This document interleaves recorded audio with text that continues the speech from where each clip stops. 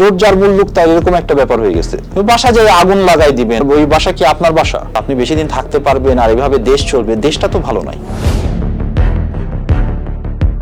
Politics সবাই ভাবে খুব ইজি, টাকা কামানোর মেশিন, আওয়ামী লীগকে দেখে ভাবে, বুঝছেন? এটা আসলে এরকম কখনো ছিল না। আগের যুগে আপনি দেখেন বা আগের সময় এই জাস্ট আওয়ামী লীগ রেজিমটাকে যদি আপনি খালি ডিডাক্ট করেন আপনার লাইফ থেকে, তখনও দেখবেন যে তারেক রহমানের নামে কিছু হলেও চলে আসতো, শেখ হাসিনার নামে হলেও চলে আসতো, মানুষ কিন্তু এগুলো নিয়ে কথা বলতো, ভোট দিত না। রাইট, আমি একদম টপ মোস্ট মানুষজনের কথা বললাম। তারা কি ইলেকশন হারে নাই? খালেদা জিয়া কি তার সময় ইলেকশন হারে নাই? হারছে। শেখ হাসিনা কি হারে নাই? হারছে। জামাতের কি প্রয়োজন পড়ে নাই আমি তার সাথে যে অ্যালাই করব, বসে থাকবো? প্রয়োজন পড়ছে। এরশাদ সাহেবের প্রয়োজন পড়ে নাই? করছে। বাম দল যাদেরকে বলা হয় তারা কি করে নাই? করছে। তারা তো পলিটিক্স করছে, করে না এরকম তো না। এখন হয়ে গেছে কি, আওয়ামী লীগ সরকার শিখাই দিছে আপনাকে, বুঝছেন, জোর করে কিভাবে ক্ষমতায় থাকা যায়। আপনি কিন্তু কোনো দেশে পারবেন না এটা। আপনি জোর করে কিছুদিন এক্সটেন্ড করতে পারবেন, but in the long run আপনাকে আবার এভাবেই পালায় যেতে হবে।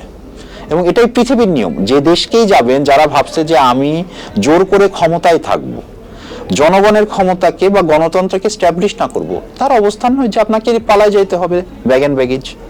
এই যে সবাই জানে, আমাদের বর্তমান সরকার যদি ভাবে আমি এভাবে সরকারে থেকে যাব, আমাকে মেবি ওয়েস্ট ব্লক, ইউএস বা ইউরোপিয়ান ইউনিয়ন বা আমাকে ইন্ডিয়া, যে কেউই হোক হেল্প করতেছে আমাদের সাবকন্টিনেন্টের মধ্যে, আপনি লং রানে পারবেন না। তো আপনার লং রানে অবস্থানটা এরকম হয় যে কবরটাও তো দেশে হয় না।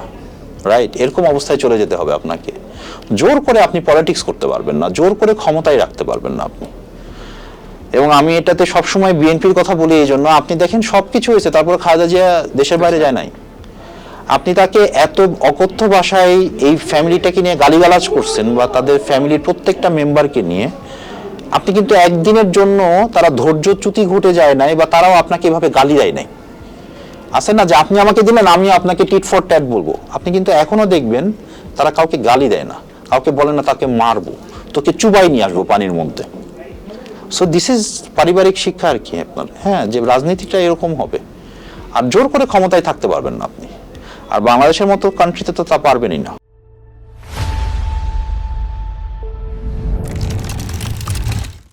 এখন যদি ডক্টর ইউনূস বা ওনার ক্যাবিনেট বা ওনাদের সমর্থিত যেই ছাত্রদের দলটাকে বলা হয়, যাদের অনেককেই আমি চিনি বা ইন পার্সন আর কি, আমার মনে হয় না এগুলো কোনোভাবে, মানে তাদের ভিশনের সমস্যা হইতে পারে।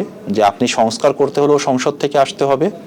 ইভেন এই সরকারের যে ম্যান্ডেট হবে, বর্তমান সরকারের যে এই সরকারের যে আপনার লেজিটিমেসি দিবে, এটাও আগামী সংসদ থেকে আসতে হবে। ফর ইউর কাইন্ড ইনফরমেশন, এই লেজিটিমেসি পাস করতে হবে। এখন তো আপনি এটা একটা ভিউজ নিয়ে আসছেন যে বিচারকের মাধ্যমে বা আমাদের প্রধান বিচারপতির মাধ্যমে বা আমাদের যেই সুপ্রিম কোর্টের যে আমাদের বিচারপতিদের বলা হয় আর কি, হ্যাঁ, যে ওনাদের কাছে একটা ভিশন নিয়ে আসে রাষ্ট্রপতিকে দেওয়া হয়েছে, ওইটার উপরে আপনি এটা গঠন করছেন। এটা লেজিটিমেসি পাইতেও হবে নেক্সট গভর্নমেন্টের কাছ থেকে। সো আপনি বেশি দিন থাকতে পারবেন আর এভাবে দেশ চলবে, দেশটা তো ভালো নাই। দেশ ভালো থাকতো আপনাকে কেউ কিছু হয়তো বলতো না, আরো 1 বছর 2 বছর আপনি বললেন আর একটু বেটার করে দিয়ে যায়। দেশটা তো ভালো নাই, আপনি ভালো নাই, আমি ভালো নাই। আপনি বলতেছেন মব হচ্ছে। এই তো গত 2 দিন আগেও আমাদের রংপুরে একটা ঘটনা ঘটলো যে জিএম কাদেরের বাসায়, হ্যাঁ, যে জিএম কাদের দোষীরা ধরেন না কেন, ধরে অ্যারেস্ট করে ভিতরে জেলে দেন। আমার আপনার সমস্যা আছে? আমার আপনার সমস্যা নাই তো। বাসা যায় আগুন লাগাই দিবেন, আপনার ওই বাসা কি আপনার বাসা? ওনার বাসার জিনিস খুলে নিয়ে আসবেন আপনি, ওই বাসাটা কি আপনার বা আপনাদের যারা মব করতেছে তাদের? ওটা কি সরকারি সম্পত্তি? যদি সরকার ঘোষণা করে তাহলে সরকারি সম্পত্তি, যেহেতু বাংলাদেশ সরকার বাংলাদেশের প্রত্যেকটা ইঞ্চির মালিক। কিন্তু আমি যে ভাঙবো কেন, এটা তো কোনোভাবে আপনি মেনে নিতে পারবেন না যে আমি আরেকজনের সম্পত্তি যে ভাঙবো, ওখানে যে আমি কাউকে ধরে পিটাবো। মানে এই তো একটা মানে ওই মানে বলে না যে আপনার জোর যার মুল্লুক তার এরকম একটা ব্যাপার হয়ে গেছে। তাহলে দেশটা তো ভালো নাই, এটা স্বীকার করেন। তারপরে আর একটা কথায় আমরা যাবো যে সংস্কার কিভাবে হবে, রাইট? আমরা সার্ভাইভ করবো কিভাবে, বা আমরা কিভাবে বেঁচে থাকবো ইন ফিউচারে, আমাদের দেশ কিভাবে চলবে, সেটাই আমরা ঠিক করতে পারছি না। আপনারা এক কথা বলেন, আরেকজন আর কথা বলে। আমরা তো অন্য কথা বলছি না। আপনি যদি আমাকে বিএনপির সেগমেন্টেও ফালাই দেন, আমরা তো বলছি একটা ইলেকশন দেন। আমাদের এটা দাবি ছিল আগেও, এখনো দাবি আছে, ফ্রি ফায়ার একটা ইলেকশন হবে, আমি ভোট দিব। যে আমি এই দেশে যখন ভোট হবে একটা, সেই ইলেকশনে আমি ভোট দিতে চাই। আমি এনসিপি কে দিব, জামাতকে দিব, আমি আমার লিডার চুজ করব। রাইট, এটার অধিকার তো আমার। আমি তো এটা এক্সারসাইজ করতে পারি না ফর দ্য লাস্ট 15 years।